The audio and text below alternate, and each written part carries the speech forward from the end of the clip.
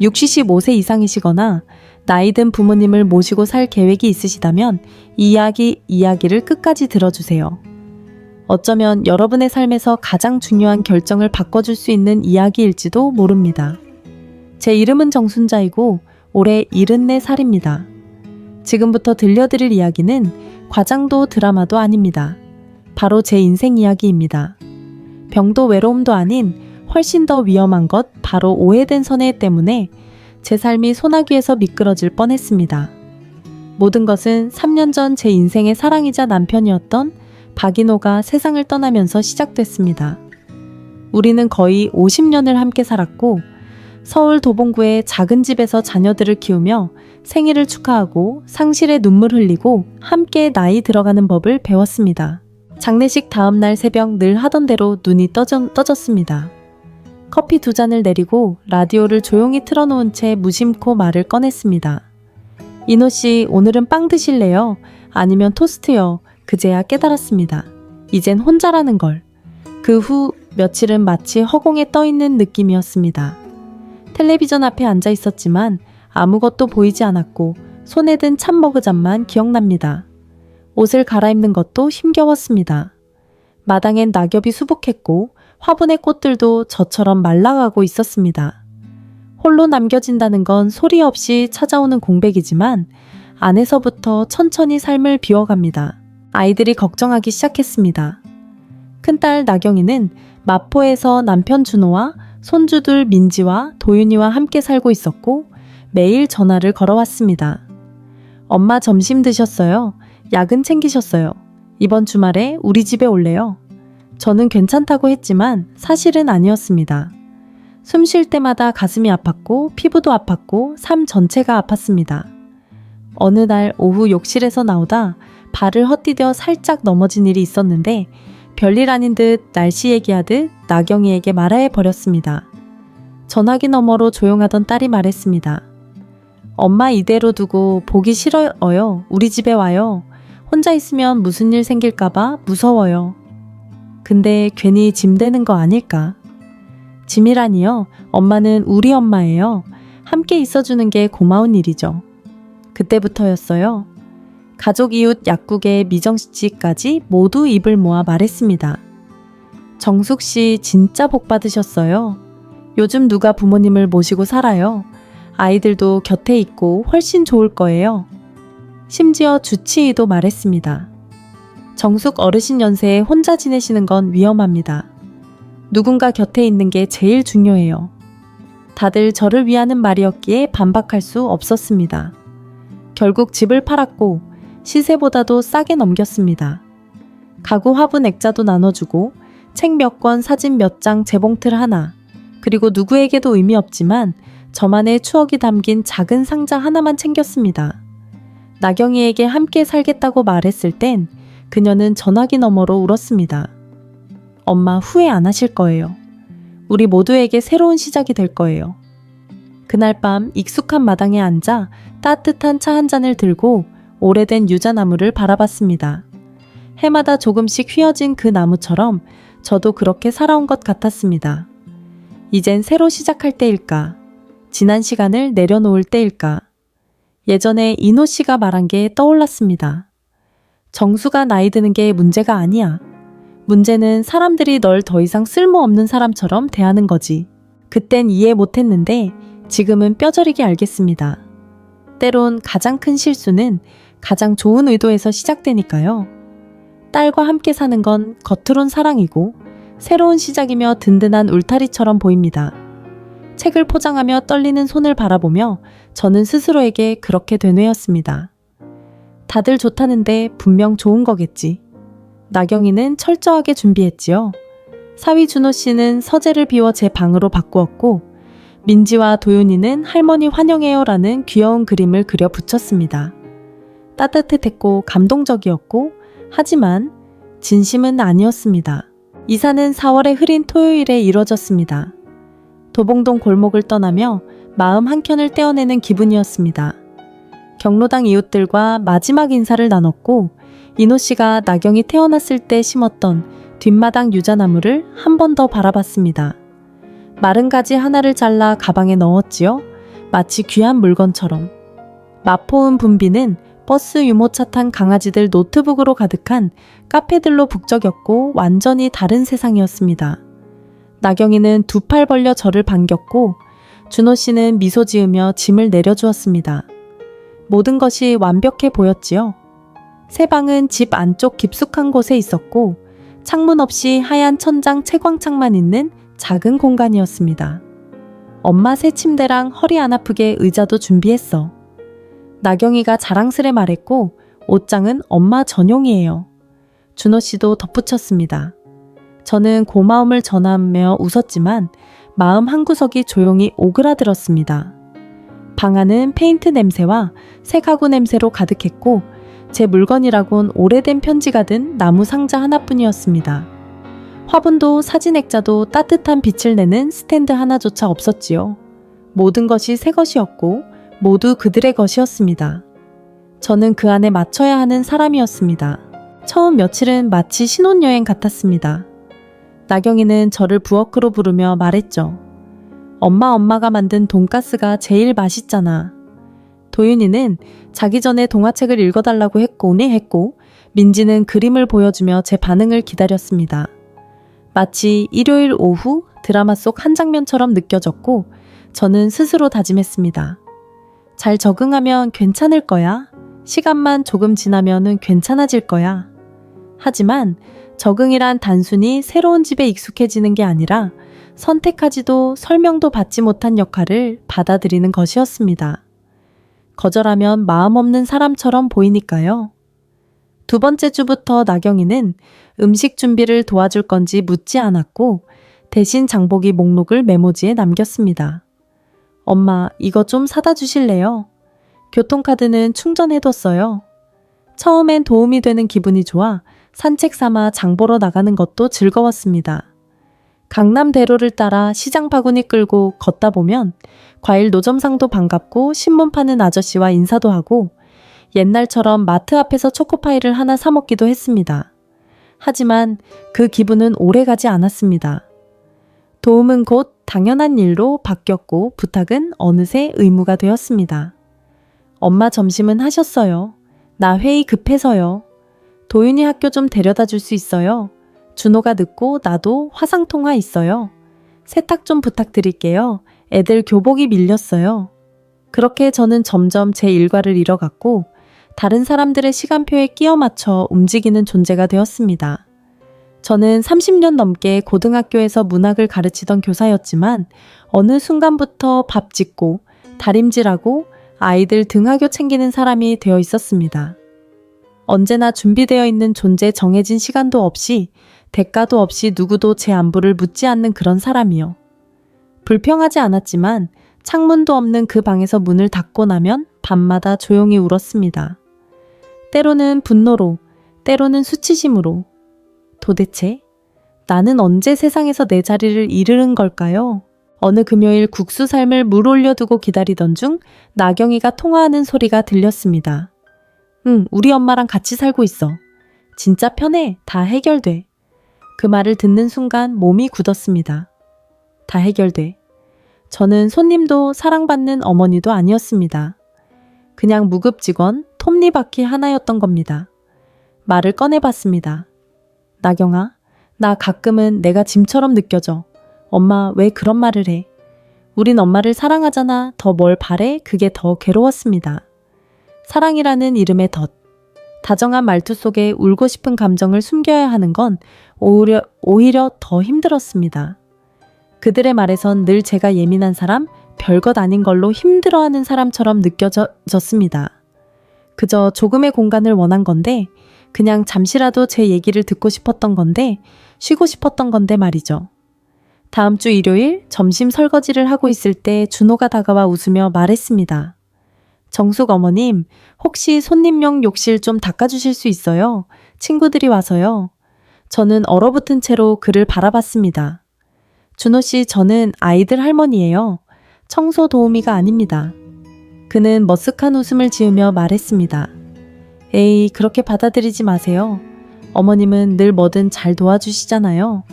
그날 저는 깨달았습니다.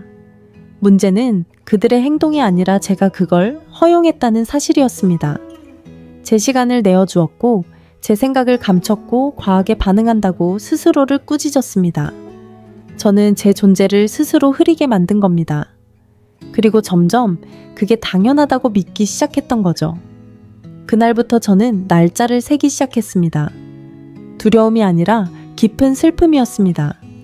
내가 내 자리를 포기했다는 슬픔, 정든 마당을 천창으로 바꿨다는 슬픔 이름이 아니라 역할로 불리게 되었다는 슬픔. 저는 더 이상 책상에 앉아 커피와 함께 정호승 시집을 펼쳐보던 정숙이 아니었습니다. 그저 함께 사는 할머니일 뿐이었고 아무도 그걸 이상하게 여기지 않았습니다. 거울을 보면 제 표정을 알아볼 수 없었습니다. 등이 굽고 앞치마가 얼룩지고 목소리가 잠긴 그 여인. 교내 행사에서 시를 낭송하던 정숙은 어디 갔을까요? 친구들과 옥상에서 차 마시며 수다 떨던 정숙 양재천을 걷던 그 여인은요, 나이가 들어 사라진 게 아니었습니다. 매번 양보하다가 점점 희미해진 겁니다.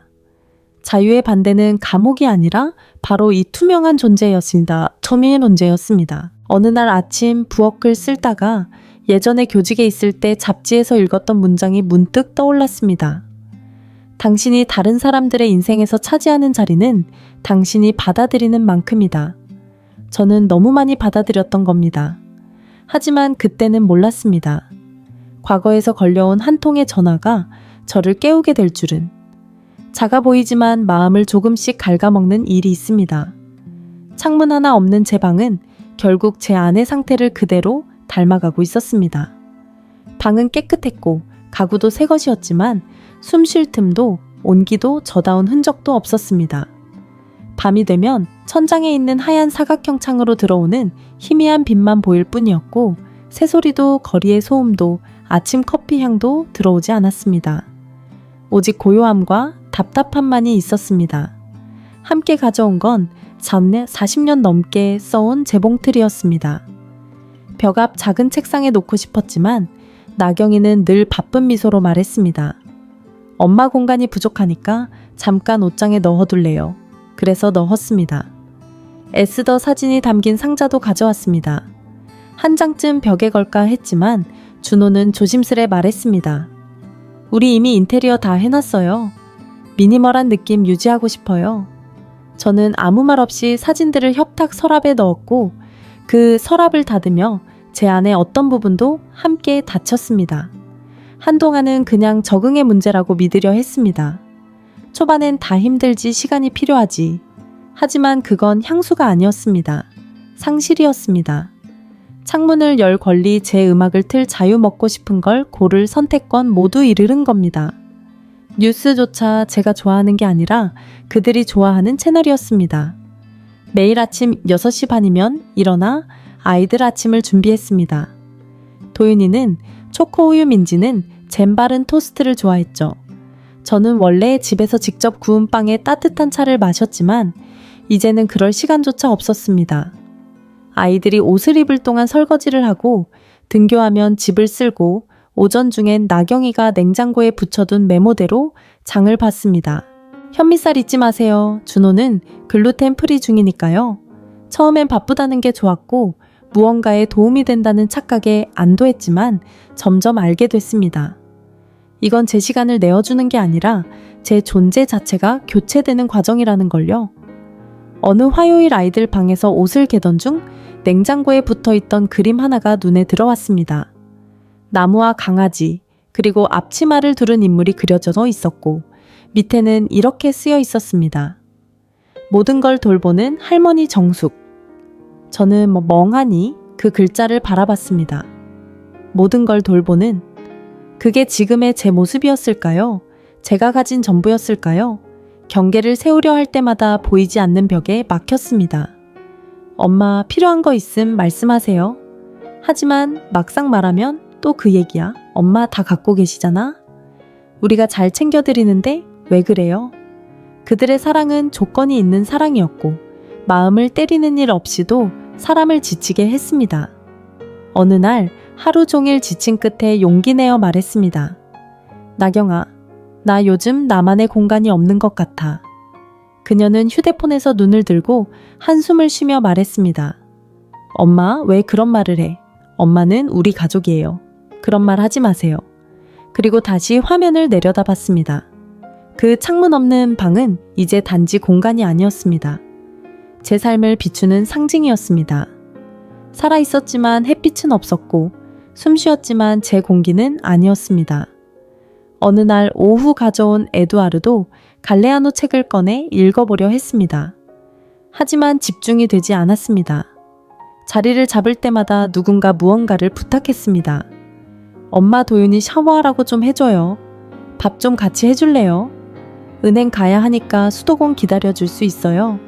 제 시간은 더 이상 제 것이 아니었고 침묵조차 허락되지 않았습니다. 생각할 공간조차 없으면 사람은 점점 사라집니다.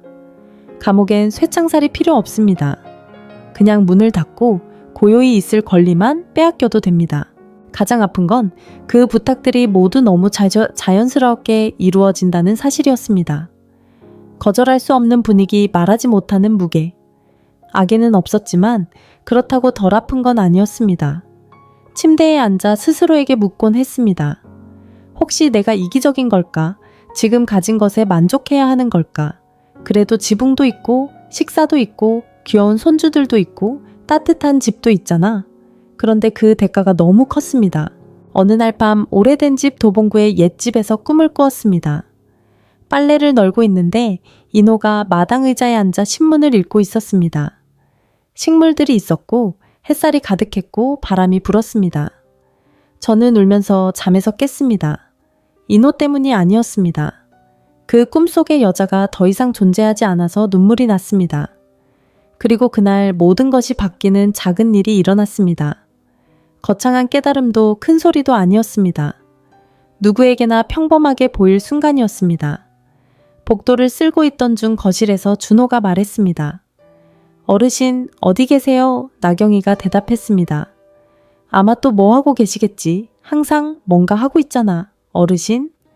이름도 사라지고 그냥 어르신이 된 순간이었습니다.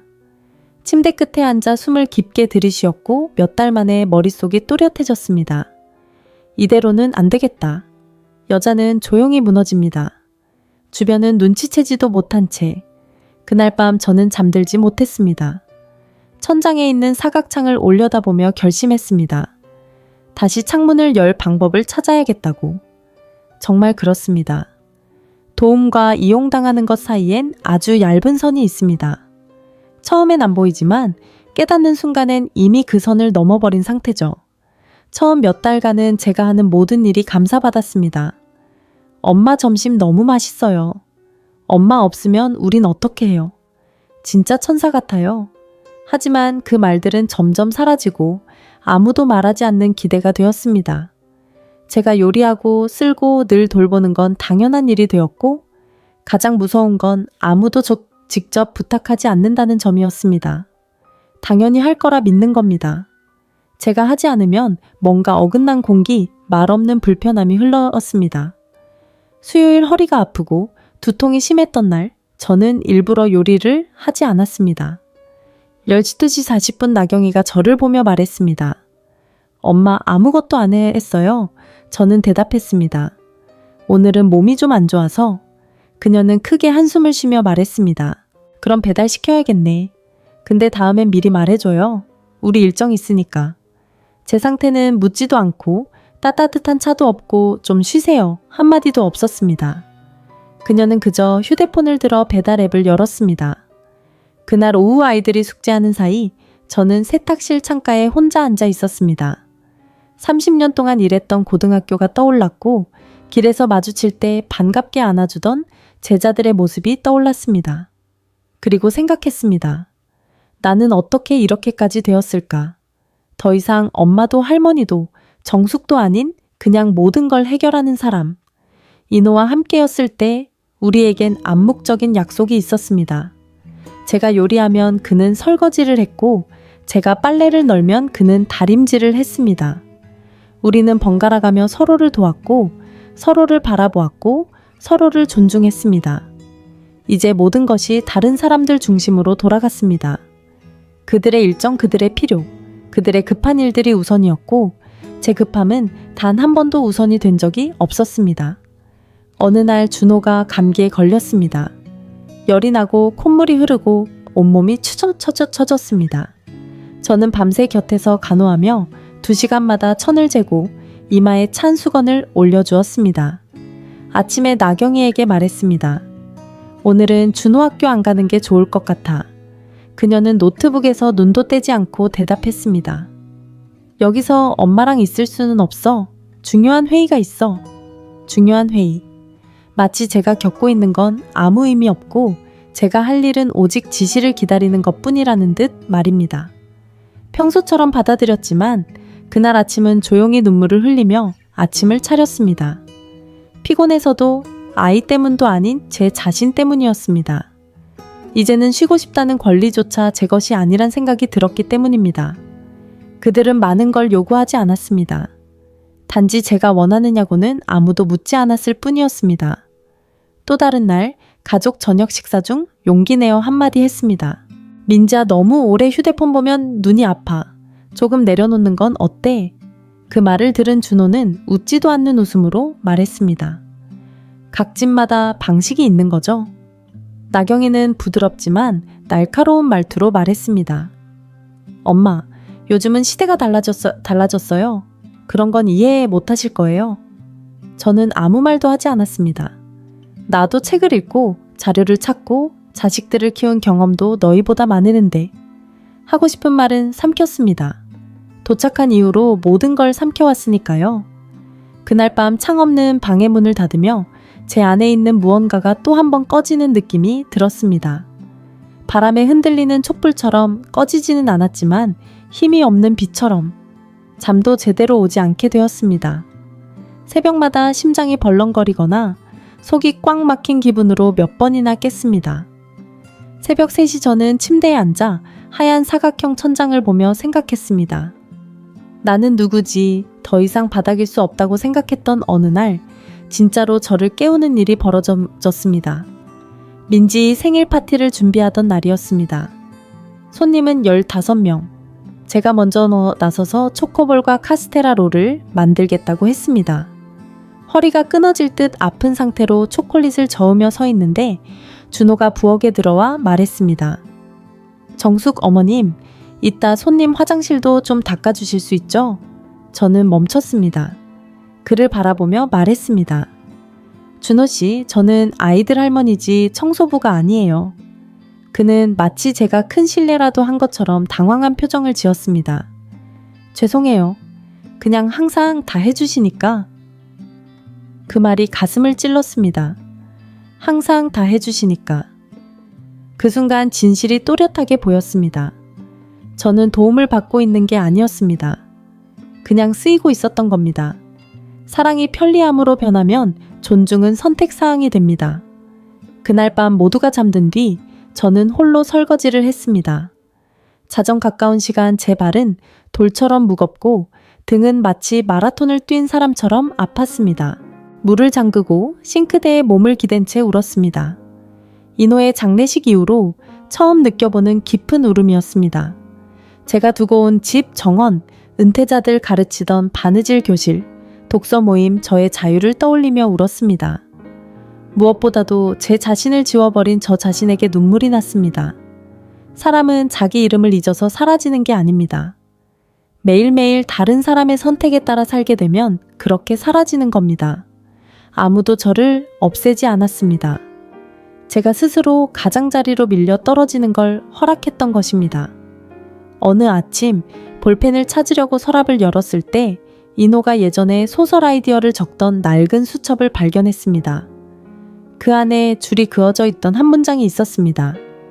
세 장은 금으로 만들어져 있어도 결국 세 장일 뿐이다.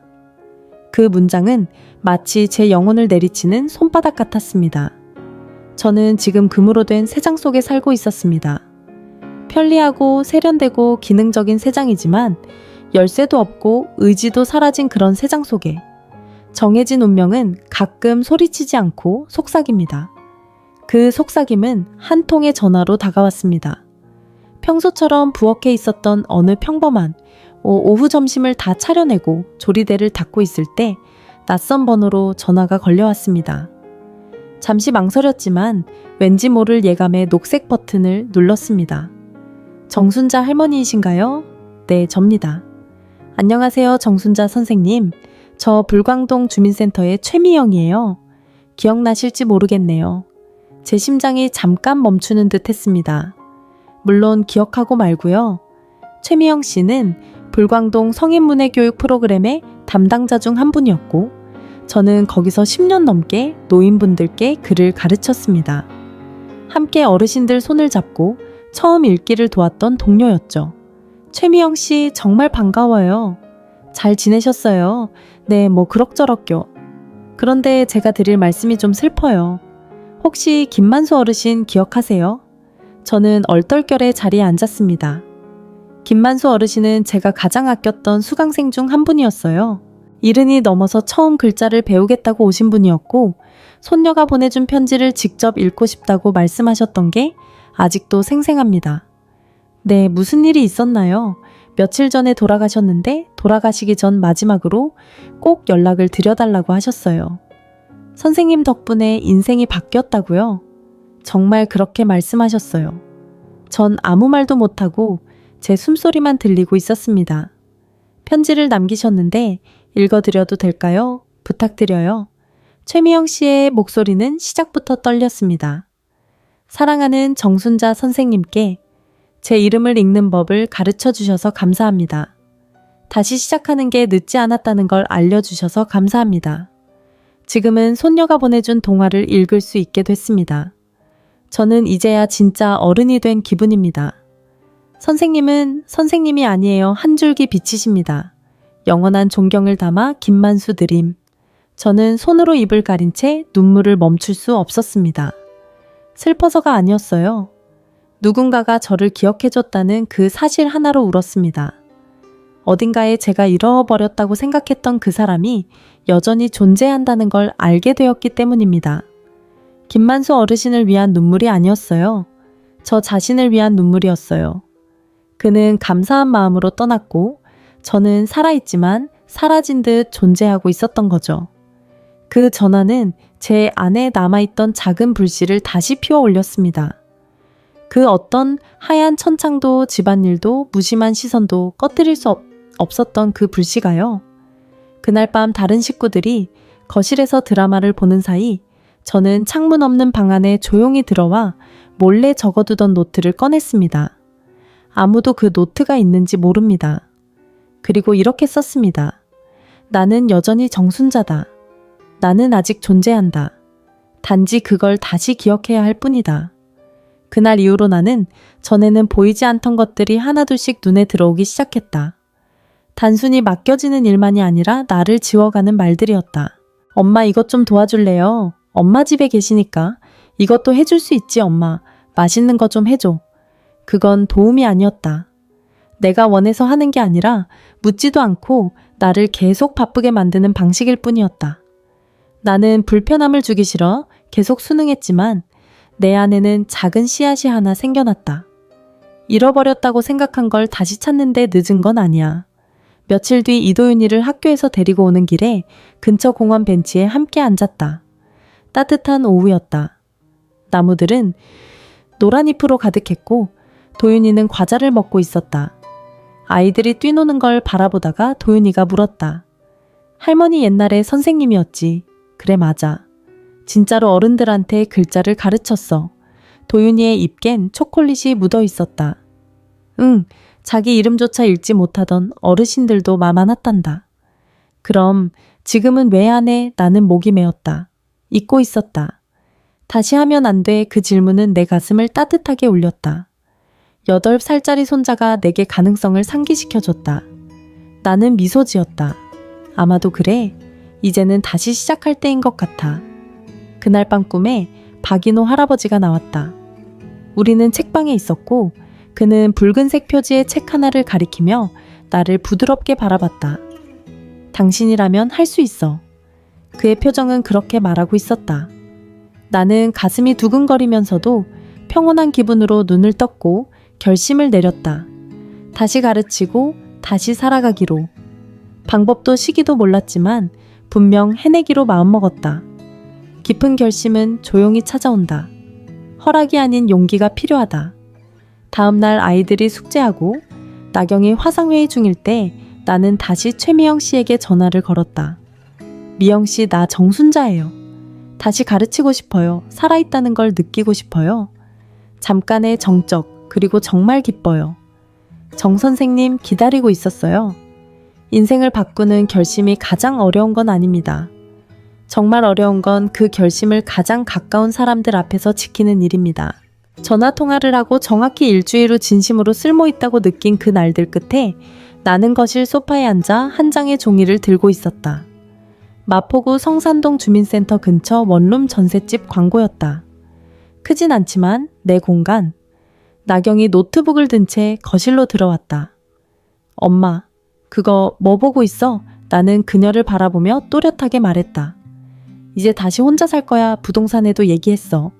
주민센터 근처로 알아보고 있어. 정적. 그녀는 얼어붙은 듯 했다. 뭐라고 무슨 말이야. 들은 그대로야. 나 이 집에서 나가려고. 내 공간을 되찾고 싶어. 그녀는 노트북을 탁자에 내려놓았다. 눈빛엔 분노인지 두려움인지 실망인지 알 수 없는 감정이 가득했다. 왜 우리가 뭘 잘못했어? 아니, 너희가 잘못한 건 없어. 하지만 내가 나 자신을 잃어버렸고 이제는 다시 찾고 싶을 뿐이야. 그녀는 낯선 사람 보듯 나를 쳐다봤다. 애들은 우리가 엄마한테 한 건 그게 사랑이 부족해서는 아니잖아. 사랑이 부족한 게 아니야. 내 자신에 대한 사랑이 모자랐던 거야. 자유는 항상 박수로 얻어지는 게 아니다. 때론 견딤으로 얻어진다. 그 후 몇 날, 며칠 동안 걱정이라는 이름의 감정적 방해가 시작됐다. 엄마 이제 74이야. 넘어지면 어떡해. 혼자 있다가 무슨 일 생기면 외롭지 않을까. 가족들이 뭐라고 생각하겠어. 우리가 엄마를 방치한 줄 알잖아. 처음엔 나는 조용히 받아들였지만 곧 알게 되었다. 그들은 날 걱정하는 게 아니라 놓치기 싫은 거였다. 어느 날 이준호가 말했다. 정 선생님, 선생님 안 계시면 이 집 무너져요. 다 도와주시는데 우린 혼자 못해요. 나는 그의 눈을 바라보며 조용히 말했다. 아니요, 할 수 있어요. 내가 오기 전에도 잘했잖아요. 나 없어도 잘할 수 있어요. 그날 나는 알았다. 내가 그들의 안락함을 지탱해주던 보이지 않는 기둥이었다는 걸. 나의 작은 도움들이 결국 내 삶을 대가로 내어주는 기둥이었단 걸. 민지이는 자기 전 내 품에 안겨 물었다.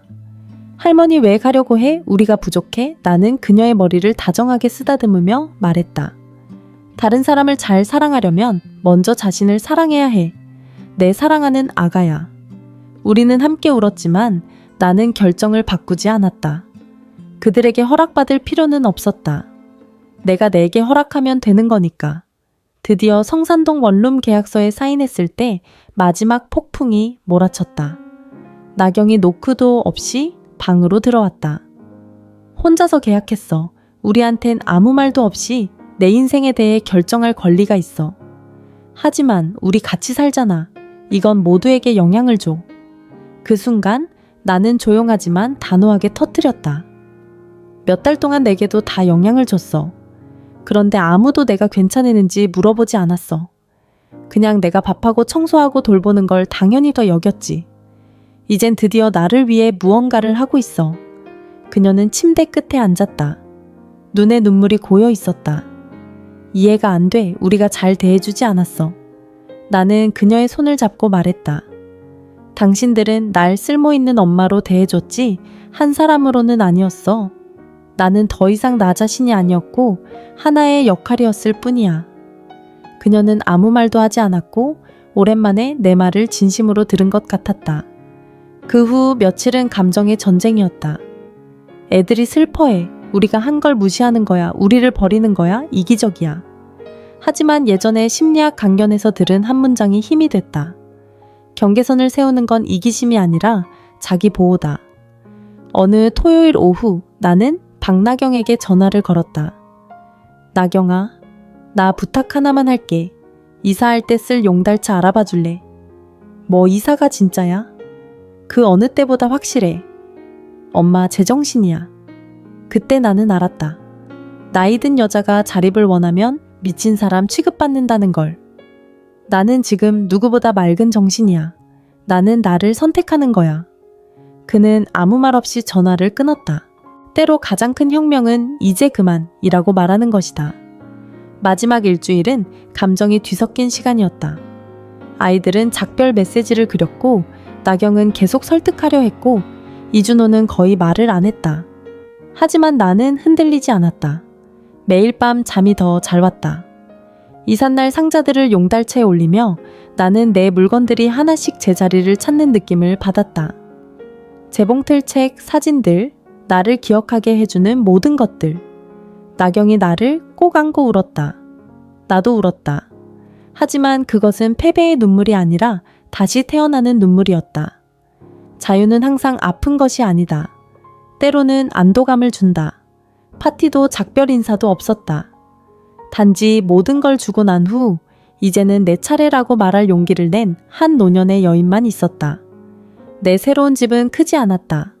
성산동의 조용한 골목을 바라보는 작은 발코니가 있는 하얀 벽의 원룸이었다. 화려하지도 않았고 주방은 작고 샤워기는 미지근했지만 열쇠로 문을 열었을 때 몇 달 만에 느끼는 감정이 밀려왔다. 내 공간, 내 숨, 내 자유. 그 첫날 알람도 없이 오전 10시까지 잤다. 복도에서 들려오던 발소리도 씻어야 할 그릇도 없었다. 마테차를 끓여 발코니에 앉아 책을 펼쳤다. 햇살이 허락 없이 스며들었고 나는 다시 울었다. 이번엔 안도의 눈물이었다. 일주일도 안 돼 나는 새로운 일상을 만들었다. 이른 아침엔 동네 공원을 가볍게 산책하고 돌아와 신문을 보며 아침을 먹고 주 2회의 불광동 복지관에서 수업을 했다. 내 학생들은 나처럼 나이 든 어르신들이었다. 여러 사정으로 한 번도 글을 배우지 못했던 분들. 나는 그분들께 글자를 주고 그분들은 내게 생기를 돌려줬다. 어느 날 이명호 어르신이 말했다. 선생님 새 단어를 읽을 때마다 불이 켜지는 느낌이에요. 나는 웃으며 대답했다. 저도 그래요. 나는 그림 수업에도 등록하고 독서 모임에도 다시 나가기 시작했다. 토요일엔 걷기 모임에도 나가고 짧은 여행도 감행했다. 강릉 통영, 전주로의 주말 여행들. 가끔은 외로웠다. 외로움은 분명 존재했다. 하지만 이번 외로움은 선택한 것이었고 그게 전부를 바꿨다. 자신을 선택하면 모든 게 달라진다. 심지어 공기의 무게까지도. 3달쯤 지났을 무렵 작은 기적이 찾아왔다. 나경에게서 전화가 왔다. 싸우자고가 아니라 사과하러. 엄마 요즘 계속 생각했어. 엄마랑 같이 살 때 잘 대해주지 못했던 것 같아. 그녀의 목소리는 조심스럽지만 진심이었다. 엄마를 안 좋아한 게 아니라 항상 곁에 있는 게 당연하다고 생각했어. 그게 잘못이었어. 내 안에서 뭔가 풀리는 느낌이 들었다. 말해줘서 고마워 나경아. 내 말이 얼마나 큰 의미인지 몰라. 이번 주 일요일에 애들이랑 엄마 댁에 가도 될까? 애들이 많이 보고 싶어 해. 그럼 물론이지. 하지만 이번엔 메뉴는 내가 정할 거야. 나는 웃었고 그녀도 웃었다. 방문은 예전과는 전혀 달랐다. 아이들은 크루아상과 꽃을 들고 왔다. 내가 요리하길 기대하지 않았다. 아무것도 요구하지 않았고 그저 함께 있고 싶어 했다. 우리는 좁은 발코니에 다 같이 모여 앉아 마테차를 나눠 마셨다. 이도윤은 계란 스크램블을 만들 줄 알게 됐다고 했고 민지은 이제는 빨래도 도운다고 했다. 나경은 돌아가며 나를 꼭 안았다. 멀리 있어도 이렇게 가르쳐 주어줘서 고마워요. 때로는 오직 자신의 자유 속에서만 진정한 사랑을 가르칠 수 있다. 어느 날 오후 미술 수업을 마치고 돌아오던 길에 윤정이를 만났다. 그녀는 눈빛이 흐려져 있었고 독서 모임에 새로 들어온 사람이었다. 우리는 복도 벤치에 나란히 앉아 차를 마셨다. 남편 잃고 딸네 집으로 왔는데 생각처럼 되질 않네요. 그 말 한마디면 충분했다. 나는 그녀의 손을 잡고 말했다. 그 마음 알아요. 저도 그랬어요. 우리는 이야기를 나누기 시작했다. 나는 내 이야기를 들려줬다.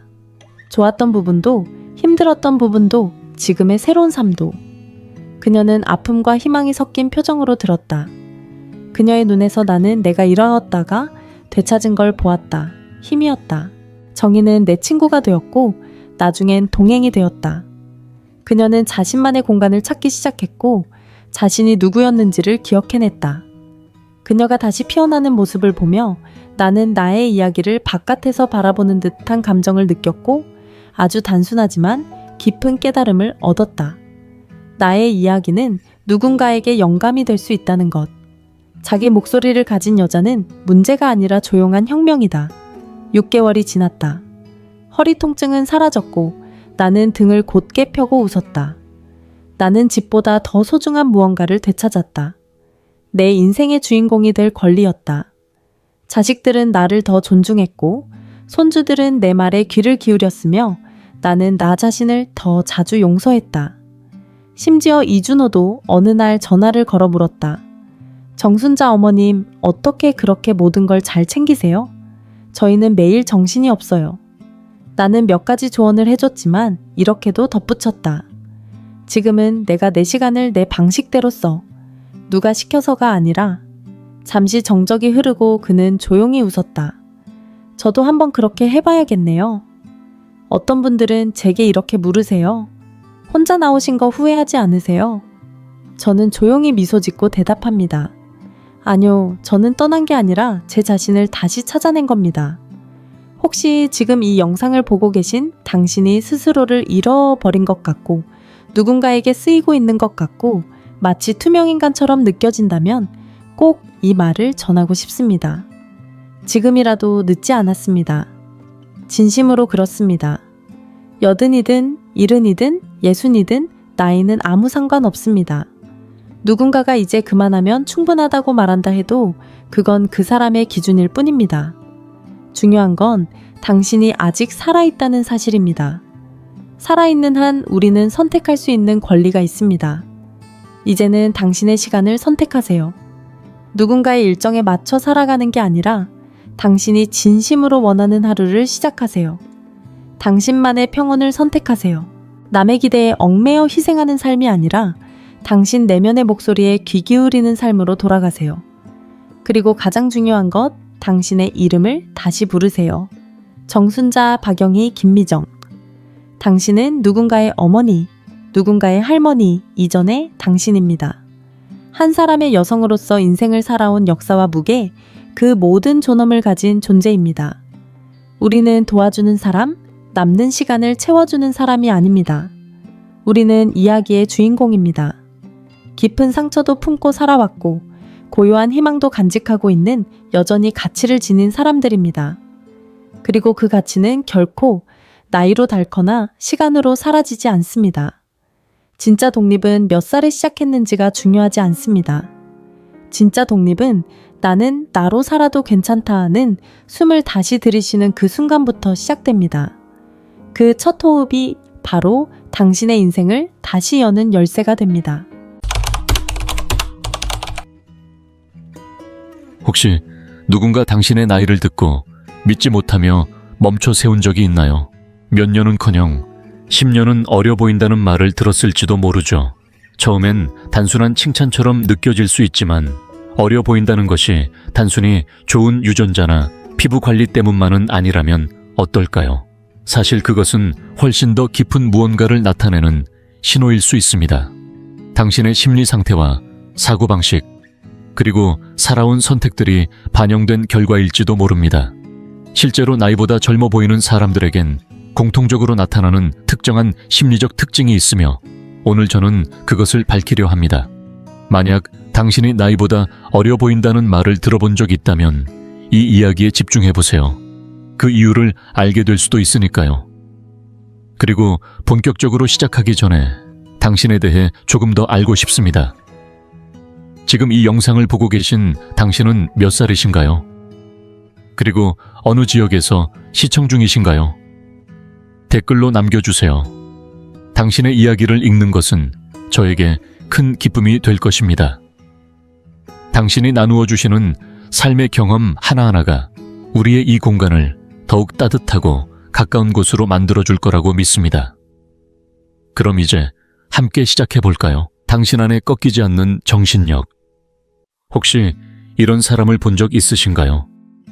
인생에서 가장 거센 폭풍을 지나왔음에도 그 얼굴에는 세월의 흔적이 거의 보이지 않는 사람 말입니다. 배신을 겪고 가슴 아픈 이별을 치르고 경제적으로도 한계까지 몰리고 사랑하는 이를 떠나보낸 경험까지 있는 사람인데 막상 마주하면 그런 인생의 상처들이 얼굴에는 드러나지 않습니다. 오히려 단단함과 고요함이 함께 느껴지지요. 그 이유는 단순한 유전이나 피부 관리 때문이 아닙니다. 그들 안에는 누구도 쉽게 꺾을 수 없는 불굴의 정신력, 쉽게 흔들리지 않는 내면의 힘이 자리 잡고 있기 때문입니다. 우리가 흔히 간과하는 사실이 하나 있습니다. 우리의 몸은 마음의 상태에 깊이 영향을 받는다는 것입니다. 스트레스와 불안 감정의 무게는 단지 생각 속에만 존재하지 않습니다. 그것은 우리의 피부에 새겨지고 자세에 영향을 주며 걸음걸이나 표정, 그리고 우리가 세상을 대하는 방식에까지 스며듭니다. 그 흔적은 조용히, 그러나 분명히 몸을 통해 드러납니다. 그래서일까요? 유난히 나이보다 훨씬 더 늙어 보이는 사람들이 있습니다. 그들의 공통점은 마음이 늘 무겁다는 것입니다. 과거의 실패를 되새기고 풀지 못한 원망을 품으며 매일의 걱정 속에 갇혀 살아갑니다. 이처럼 끝없이 이어지는 정신적 부담은 몸을 살아남기 위한 긴장 상태로 몰아넣습니다. 이 상태에서는 코르티솔이라는 스트레스 호르몬이 끊임없이 분비되고 이는 주름을 깊게 만들고 피부를 칙칙하게 변화시키며 극도의 피로를 유발합니다. 단지 겉모습이 늙어 보이는 것을 넘어 그들은 실제로 늙어가는 것처럼 느끼게 됩니다. 하지만 이와는 전혀 다른 삶의 방식을 택하는 이들이 있습니다. 그들은 스트레스가 삶을 지배하도록 내버려 두지 않습니다. 넘어지더라도 다시 일어나고 고통을 맞더라도 그것에 머물지 않습니다. 상처는 받되 그 상처를 붙잡고 있지는 않습니다. 그들은 마음속 깊은 곳에 회복력을 뿌리내린 사람들입니다. 정신적으로 단단하며 부정적인 감정 속에 스스로를 가두지 않습니다. 그 강인함은 얼굴에도 그대로 드러납니다. 피부는 여전히 생기를 띠고 눈빛은 살아있고 주변 사람들까지 영향을 받을 만큼 에너지가 뿜어져 나옵니다. 혹시 여러분도 정말 젊어 보이세요? 라는 말을 들어본 적 있으신가요? 그렇다면 스스로에게 이렇게 물어보세요. 나는 힘든 상황에서도 멈추지 않고 앞으로 나아가는 사람인가? 인생의 벽 앞에서 주저앉는 대신 오히려 웃으며 맞서본 적이 있는가? 만약 그렇다면 어쩌면 당신은 이미 젊음을 유지하는 가장 중요한 비밀을 알고 있는 사람일지도 모릅니다. 그것은 단지 외모의 문제가 아닙니다. 진정한 젊음은 마음이 늙지 않았을 때 유지되는 것입니다. 그리고 만약 아직 그 마음을 완전히 다듬지 못했다고 해도 괜찮습니다. 지금 이 순간이 바로 시작하기에 가장 좋은 때일 수 있습니다. 내가 바꿀 수 없는 것은 놓아버리고 내가 겪은 고난 속에서 단단함을 찾아내고 결코 무너지는 쪽을 선택하지 않는 것. 삶은 때로 우리가 아무리 단단히 버티고 있어도 끊임없이 지치게 만들고 조금씩 침식해 오려 합니다. 하지만 그 모든 흔적이 당신의 얼굴에 남을지 아니면 당신의 내면에서 의미로 바뀔지는 결국 오직 당신만이 결정할 수 있습니다. 세상이 당신에게 남긴 상처가 영혼을 더 깊게 만드는 자국이 될지 아니면 외모에 새겨진 피로의 그림자가 될지는 당신의 선택에 달려 있습니다. 둘째 변화를 두려워하기보다 받아들입니다. 혹시 나이가 들었음에도 여전히 생기 넘치고 활력이 가득한 사람을 본 적 있으신가요? 그들을 바라보고 있으면 문득 이런 생각이 듭니다. 이 사람은 정말 시간을 비껴간 걸까? 나이는 숫자일 뿐이라는 말이 이토록 잘 어울리는 사람. 그들의 움직임, 말투 표정에서는 기대와 설렘, 그리고 아이처럼 순수한 호기심까지 느껴집니다. 그들이 오래도록 젊음을 유지하는 비결은 의외로 단순합니다. 변화를 두려워하지 않는 태도, 바로 그것입니다.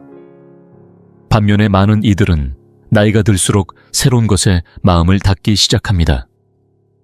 변화는 낯설고 불편하고 때로는 위협적으로까지 느껴집니다. 하지만 바로 그 고집스러움과 저항감이야말로 정신적, 감정적, 신체적으로 빠르게 늙게 만드는 원인입니다. 변화를 거부하는 순간 사람은 반복되는 일상 속에 갇히게 되고 그 안에서 점점 무뎌지며 생기를 잃게 됩니다. 굳어진 생각은 행동을 고정시키고 같은 말과 같은 표정을 반복하며 몸은 점점 굳고 무거워집니다. 그 결과는 얼굴에 드러나기 시작합니다. 익숙한 찡그림, 굳은 턱선, 경직된 어깨. 마치 살아가는 것이 아니라 그저 버티고 있는 듯한 인상을 주는 얼굴 말입니다. 하지만 그 반대편에는 나이와 상관없이 늘 가볍고 생기 있게 살아가는 사람들이 있습니다. 그들은 시간의 흐름에 자신을 맡기기보다 스스로 흐름을 타는 사람들입니다. 과거에 머물지 않고 늘 새로운 것을 받아들일 준비가 되어 있습니다. 이제 내 나이에 이라는 말 대신 한번 해볼까 라는 말이 자연스럽게 튀어나오는 사람들.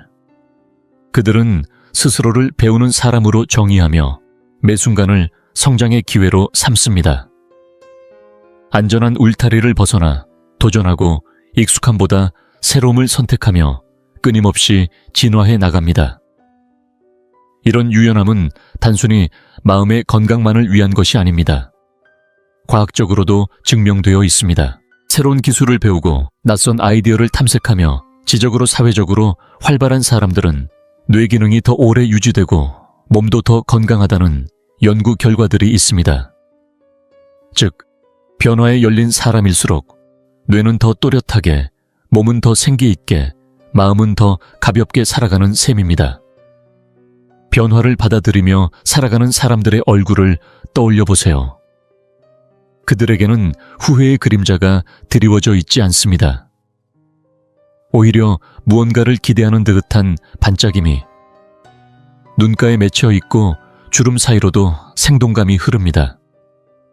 그들은 삶의 굴곡을 고통으로만 보지 않습니다. 그 안에 흘러드는 새로운 리듬을 느끼고 그 리듬에 맞춰 자신을 다시 조율해 가는 것이죠.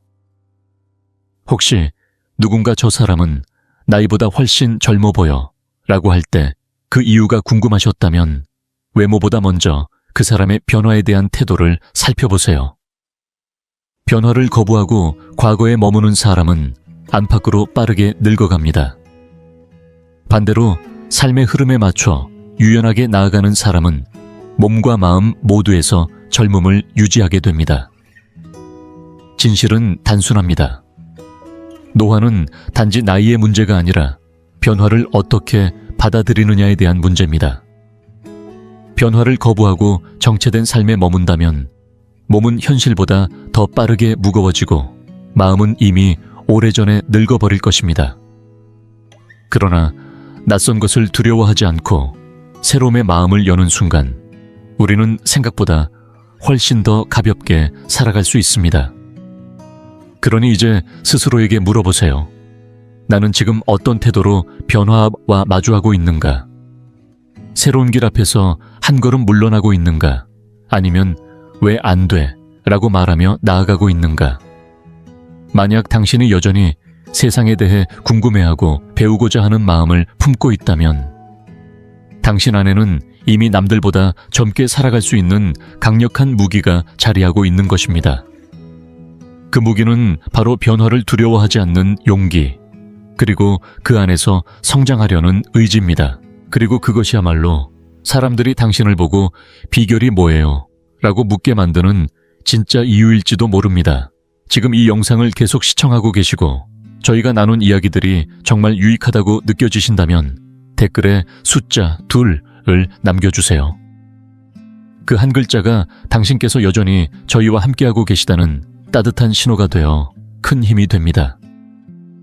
아직 채널을 구독하지 않으셨다면 지금 구독 버튼을 누르시고 알림 설정도 함께 해주세요. 앞으로 올라올 소중한 영상들을 놓치지 않으실 수 있습니다. 당신의 응원은 저희에게 큰 힘이 됩니다. 당신 덕분에 저희는 정보를 전하고 마음을 나누며 조금이나마 희망의 빛을 전할 수 있는 영상을 계속 만들 수 있습니다. 앞으로도 저희와 함께 걸어가 주세요. 감사합니다. 셋째, 끝없는 호기심. 혹시 나이나 겉모습과는 전혀 다르게 마치 시간이 멈춘 사람처럼 생기 넘치고 활기찬 이들을 본 적 있으신가요? 그들은 40대든 50대든 심지어 60대든 눈빛과 말투 행동에서 느껴지는 에너지는 마치 그 절반쯤 되는 나이처럼 젊고 명랑합니다. 그런 사람들을 보면 문득 이런 생각이 듭니다. 도대체 이 사람은 어떻게 시간을 비껴가고 있는 걸까?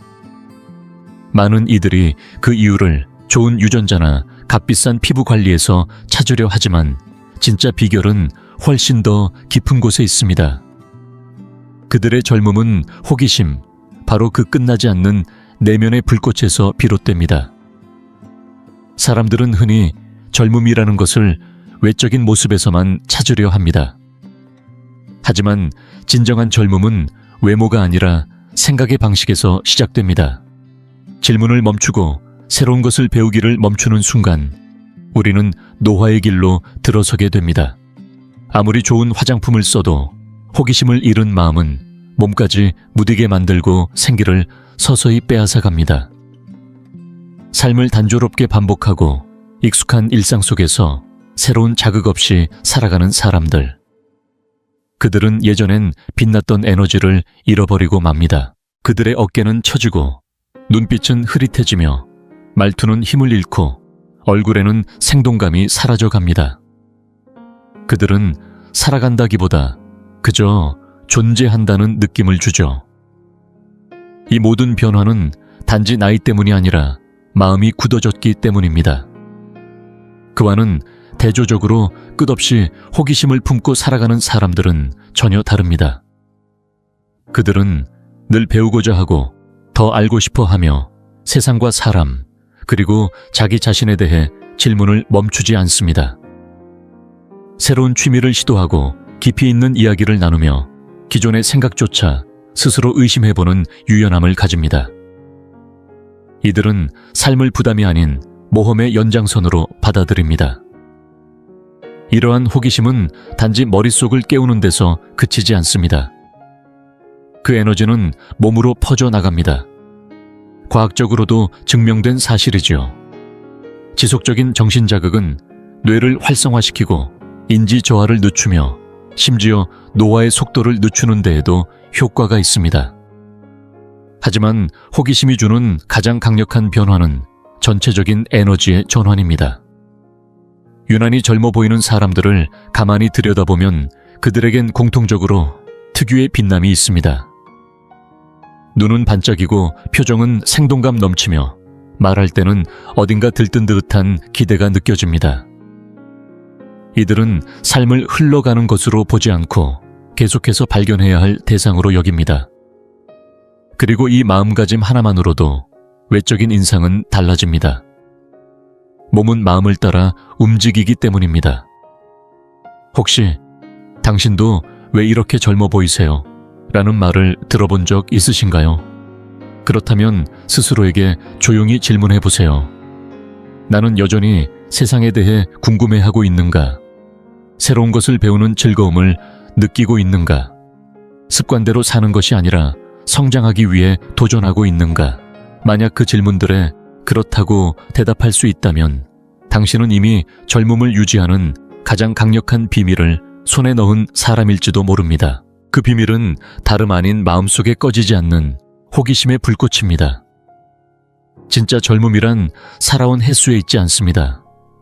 그것은 얼마나 깊이 배우고자 하고 얼마나 넓게 세상을 바라보며 얼마나 계속해서 질문할 수 있는가에 달려 있습니다.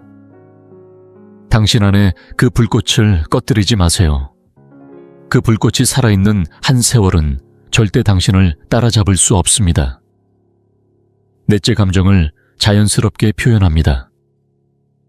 혹시 어떤 사람들의 얼굴에는 마치 세상의 짐이 다 실려있는 듯한 무게가 느껴진 적 있나요? 눈빛은 피곤하고 표정은 굳어있고 그 사람이 있는 공간 자체가 묘하게 무겁게 느껴지는 순간들 말입니다. 마치 삶이라는 거대한 짐이 오랜 시간 동안 그들을 짓눌러 온 것처럼 보이죠. 이제 반대로 생각해 보세요. 실제 나이보다 젊어 보이는 사람들은 어떨까요? 그들의 얼굴에는 묘한 가벼움이 있습니다. 눈빛이 맑고 표정이 부드럽고 몸의 움직임까지 유연하며 존재 자체가 부드러운 여운을 남깁니다. 그 차이는 어디서 오는 걸까요? 바로 감정의 표현 여부, 그 하나의 차이입니다. 감정이란 원래 안에만 가두어 놓으라고 있는 것이 아닙니다.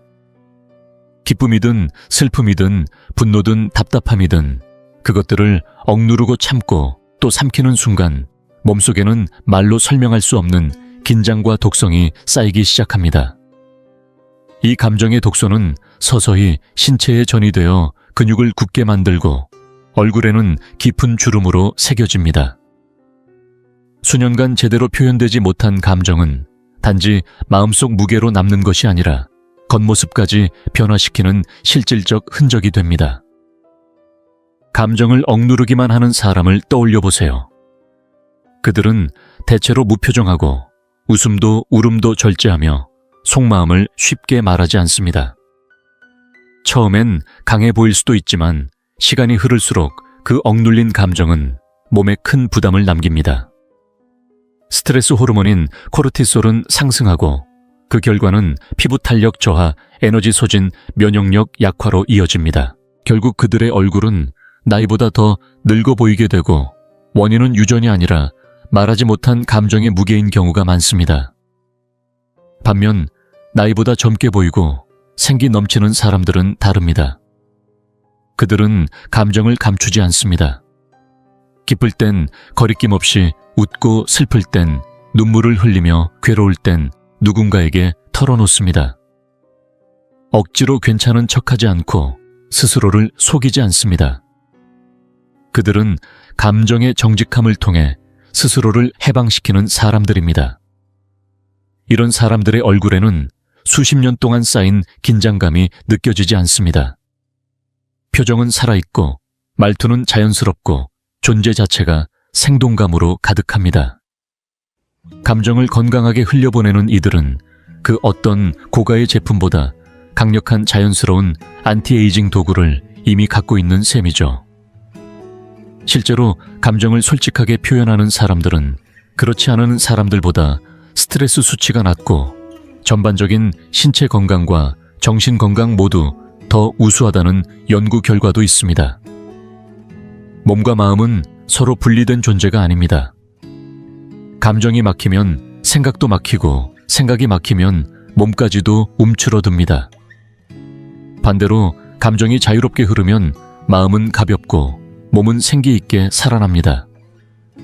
그러니 혹시 당신도 나이에 비해 젊어 보인다는 말을 들은 적이 있다면 그 이유는 단순히 피부 관리나 유전 때문이 아닐 수 있습니다. 그건 어쩌면 당신이 감정을 안에 썩히지 않고 흘려보내는 사람이기 때문일지도 모릅니다. 웃고 울고 말하고 털어놓으며 스스로를 정직하게 드러내는 것. 그러한 표현은 단지 심리적 해방이 아니라 육체적 젊음을 지키는 자연스러운 방법이기도 합니다. 결국 얼굴은 마음의 거울입니다. 오랜 세월 눌러왔던 말들, 꾹 참았던 감정들, 드러내지 못한 상처들은 모두 어느 순간 얼굴에 나타나기 마련입니다. 하지만 감정을 솔직히 표현하는 사람들은 나이를 먹어도 내면의 빛이 얼굴에 살아있습니다. 그들은 단지 젊어 보이는 게 아니라 진짜로 젊게 살아가는 사람들입니다. 외모만이 아니라 그 정신까지도. 다섯째 자신을 긍정적인 에너지로 감쌉니다. 어떤 공간에 들어선 순간 설명할 수 없는 피로감이 느껴진 적 있으신가요? 방 안 공기 자체가 무겁게 느껴지고 말 몇 마디 주고받았을 뿐인데 온몸이 축 처지는 느낌. 혹은 누군가와 잠깐 함께 있었을 뿐인데 마치 하루 종일 감정 에너지를 다 소진한 것 같은 경험. 그건 단순한 기분 탓이 아닙니다. 에너지는 전염되기 때문입니다. 긍정적인 에너지도 부정적인 에너지도 주변 사람에게 그대로 전이됩니다. 더 중요한 건 이러한 에너지가 단지 기분만 영향을 주는 것이 아니라는 사실입니다. 계속해서 부정적인 사람들과 함께 있다 보면 마음뿐 아니라 몸까지도 지쳐가기 시작합니다. 결국 이는 노화 속대까지 영향을 미치게 됩니다. 사실 우리 삶에서 어떤 사람들과 시간을 보내는가는 젊음을 유지하는 데 매우 중요한 요소입니다. 항상 불평하거나 타인을 비난하거나 대화를 할수록 기운이 빠지는 사람들과 함께 있다 보면 그 부정적인 파동은 고스란히 우리 몸에도 각인됩니다. 스트레스 호르몬이 증가하고 어깨가 굳어지며 얼굴 근육마저 긴장하게 됩니다. 그 결과 몸은 자연스레 그 에너지를 나이 듦이라는 형태로 드러내기 시작하죠. 아마 실제 나이보다 훨씬 더 나이 들어 보이는 사람을 떠올려 보신 적 있을 겁니다. 눈가는 쉽게 지쳐 있고 인상은 무겁고 표정에는 늘 짜증과 피로가 깔려 있습니다. 그들의 얼굴에는 반복된 부정적인 감정이 만든 주름이 깊이 새겨져 있고 그 존재 자체가 마치 삶이 너무 무겁다고 말하고 있는 듯합니다. 하지만 그와는 정반대의 사람들도 있습니다. 나이가 들어도 언제나 밝고 생기 있게 보이는 사람들. 그들은 어디에 있어도 주변을 환하게 만들고 사람들을 편안하게 해주며 마치 자신 안에서 자연스럽게 빛이 흘러나오는 듯한 인상을 줍니다. 그들의 비결은 단순합니다. 누구와 함께 할지를 신중하게 선택한다는 것. 이들은 늘 주변을 살피고 자신에게 에너지를 더해주는 사람, 영감을 주는 사람 불평보다는 웃음을 함께 나눌 수 있는 사람들과 시간을 보내려 노력합니다. 그들은 알고 있습니다. 부정적인 에너지는 천천히 퍼지는 독이라는 것을. 그래서 의식적으로 그것을 거절하고 삶의 독소가 스며들지 않도록 스스로를 지킵니다. 과학도 이 사실을 뒷받침합니다. 연구에 따르면 긍정적인 사회적 상호작용은 스트레스 호르몬을 줄이고 세포 수준에서 노화의 속도까지 늦춘다고 합니다. 진심 어린 웃음, 따뜻한 대화, 서로를 북돋는 교류는 단지 기분을 좋게 하는 것이 아니라 실제로 우리의 몸을 더 젊고 건강하게 만들어줍니다. 그래서 어떤 사람들은 세월이 흘러도 여전히 빛이 납니다. 그 이유는 단순한 유전이나 피부 관리가 아니라 그들이 자신의 삶에 어떤 에너지를 들이고 있는지, 그리고 누구와 함께하며 그 에너지를 유지하고 있는지에 달려 있습니다. 이제 당신의 주변을 한번 돌아보세요. 당신 곁에 있는 사람들은 당신에게 에너지를 더해주는 존재인가요? 아니면 조용히 당신을 소진시키고 있지는 않나요? 만약 부정적인 사람들로 둘러싸여 있다면 당신이 느끼지 못하는 사이에 그것이 몸과 마음에 큰 영향을 주고 있을 수 있습니다. 하지만 좋은 소식은 우리는 언제든 선택할 수 있다는 점입니다. 긍정적인 사람들과의 연결, 기분 좋은 대화, 진심이 오가는 관계를 우선순위에 두는 것. 이것만으로도 우리 몸은 감사하듯 반응합니다. 결국 젊음이란 단지 외모에 국한된 것이 아닙니다. 내가 어떤 에너지를 품고 살아가느냐, 그리고 그 에너지를 어떤 사람들과 나누고 있는가에 따라 몸의 리듬과 마음의 생기까지 달라질 수 있습니다. 그러니 누군가 당신에게 요즘 참 젊어 보이시네요 라고 말했다면 그건 단순한 행운이 아닐 수도 있습니다. 어쩌면 당신은 이미 진짜로 살아있는 에너지 속에서 살아가고 있는 사람일지도 모릅니다. 그리고 그 에너지는 당신이 어떤 관계를 선택하고 어떤 분위기 속에 자신을 두느냐에 따라 언제든 다시 만들어질 수 있습니다. 여섯째, 열정과 목적을 가지고 살아갑니다.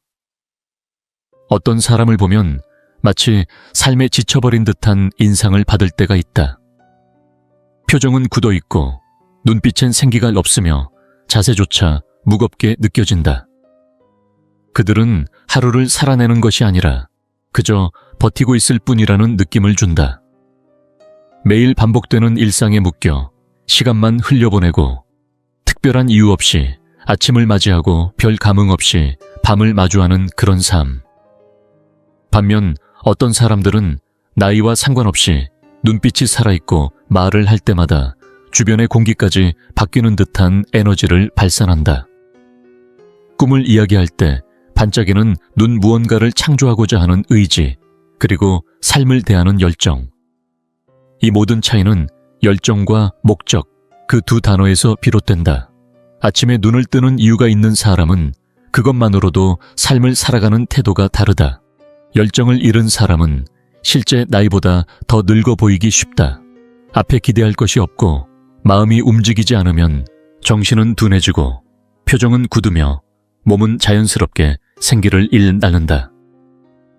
신체는 육체적 정지뿐만 아니라 감정적 정지에도 반응한다. 의미 없이 살아가는 나날은 몸과 얼굴에 피로함을 새기고 아무런 불빛 없는 눈동자는 나이보다도 더 깊은 그림자를 남긴다. 그러나 반대로 살아가는 이들이 있다. 나이가 들어도 오히려 더 생동감 있고 하루하루를 기대하며 시작하는 사람들. 그들은 단순히 존재하는 것이 아니라 무엇인가를 만들고 배우고 나누며 적극적으로 살아간다.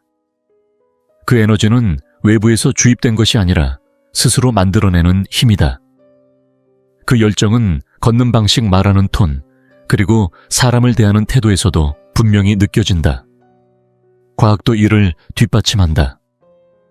뚜렷한 목적의식을 가지고 사는 사람은 그렇지 않은 사람보다 스트레스 수치가 낮고 염증 반응도 적으며 수명이 길다는 연구 결과가 있다. 몰입할 수 있는 취미 직업 혹은 개인적인 사명을 가진 사람은 도파민과 세로토닌 같은 젊음의 호르몬을 더 많이 분비하며 이는 곧 피부 탄력, 신체, 활력, 정신적 생기와 직결된다. 혹시 당신이 요즘 왜 이렇게 젊어 보이세요?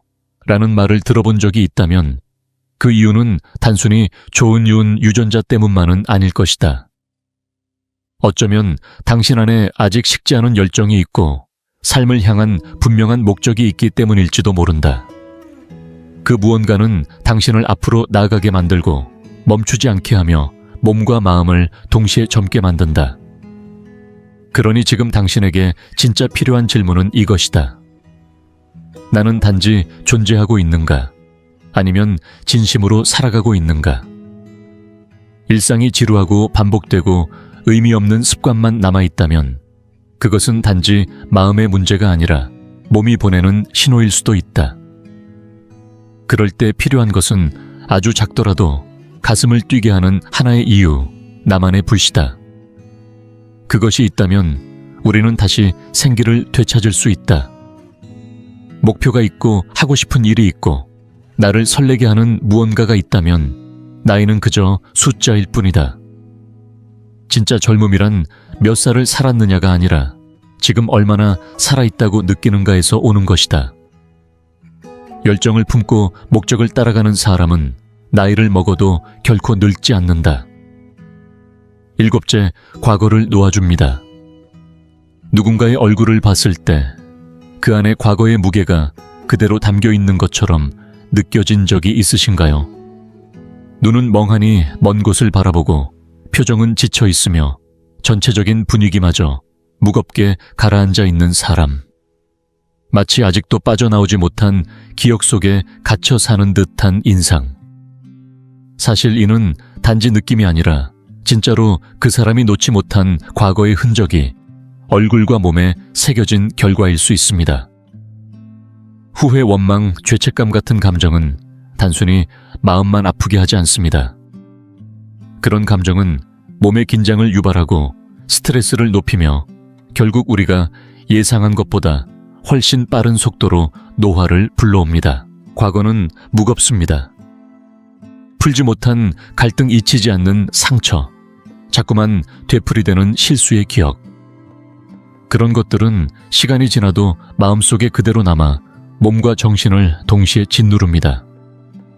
바꿀 수 없는 일에 계속 매달릴수록 스트레스 호르몬인 코르티솔이 체내에서 지속적으로 높아지게 되고, 이는 결국 주름을 깊게 만들고 피부의 탄력을 떨어뜨리며 심지어 각종 질병으로도 이어질 수 있습니다.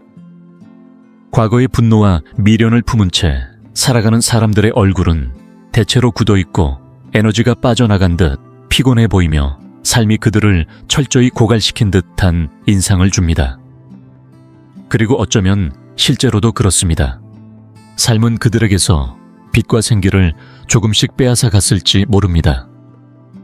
하지만 그와는 전혀 다른 길을 택한 사람들도 분명히 존재합니다. 그들은 마치 나이를 잊은 듯 가볍고 생기 있는 얼굴을 하고 있으며 존재 자체에서 묘한 평온함과 활력이 느껴집니다. 그들의 비밀은 하나입니다. 과거를 자신을 정의하는 기준으로 삼지 않는다는 것. 그들은 이미 지나간 일에 평화를 선언했습니다. 상처를 준 사람을 위해서가 아니라 스스로를 더 이상 고통에 묶어두지 않기 위해 그 기억과 감정을 놓아주는 쪽을 선택한 사람들입니다. 과거의 잘못에 매달리기보다 현재를 살며 앞으로를 바라보는 태도. 그것이 그들의 젊음을 가능하게 만드는 진짜 이유입니다. 과학 역시 이를 지지합니다. 용서와 마음 챙김을 실천하는 사람은 그렇지 않은 사람보다 스트레스 수준이 낮고 면역력이 강하며 수명도 더 길다는 연구 결과가 다수 존재합니다. 마음이 과거에 묶이지 않으면 몸도 점차 긴장을 풀고 스스로 회복하며 다시 생기를 되찾습니다. 얼굴에는 여유가 생기고 표정은 부드러워지며 주변 사람들까지도 편안하게 만드는 젊고 온화한 에너지가 퍼져나갑니다. 혹시 당신도 나이에 비해 젊어 보인다는 말을 들어본 적이 있다면 그것은 단순히 피부 관리나 유전적인 이유 때문이 아닐 수 있습니다. 어쩌면 당신이 과거를 붙잡는 대신 지금 이 순간을 살아가는 사람이기 때문일지도 모릅니다. 기억에 갇히는 대신 앞으로 나아가는 선택 후회보다는 성장을 미련보다는 자유를 택했기에 그 빛이 얼굴에도 드러나는 것이죠. 이제 조용히 자신에게 물어보세요. 나는 아직도 어떤 감정을 놓지 못하고 있는가? 그것이 분노이든 미안함이든 후회이든 간에 그것은 지금 이 순간에 나에게 어떤 영향을 주고 있는가? 그 감정은 단지 마음을 괴롭히는 것을 넘어 몸까지도 늙게 만들고 있을 수 있습니다. 그러나 놓는다는 결정은 그 모든 것을 바꿉니다. 더 이상 나에게 도움이 되지 않는 감정을 내려놓는 순간 우리는 가볍고 자유로워지며 무엇보다 더 젊어집니다. 과거는 결국 짐입니다. 그리고 그 짐을 내려놓는 사람만이 시간조차 닿지 못하는 젊음의 빛을 품게 됩니다. 혹시 당신이 왜 실제 나이보다 젊어 보이는지 궁금했던 적이 있다면 이제 그 이유를 알게 되었을 겁니다. 그것은 단지 유전 때문이 아니라 당신의 사고방식과 생활습관, 그리고 내면의 에너지에 달려 있습니다. 만약 아직 어려 보이지 않는다면 지금이 바로 이 강력한 심리 습관을 실천해 볼 때일지도 모릅니다. 이 영상이 유익했다면 좋아요. 버튼을 누르고 삶과 심리에 숨겨진 진실을 다루는 더 많은 콘텐츠를 위해 구독도 잊지 마세요. 늘 어려 보인다는 말을 듣는 지인이 있다면 이 영상을 공유해보세요. 당신만큼 흥미롭게 느낄 수 있을 테니까요. 그리고 댓글로 누군가가 당신의 나이를 얼마나 잘못 짐작했는지 가장 황당했던 에피소드를 알려주세요. 여러분의 이야기를 듣고 싶습니다. 젊은 감각을 잃지 말고 내면의 힘을 간직하세요. 다음 영상에서 또 만나요.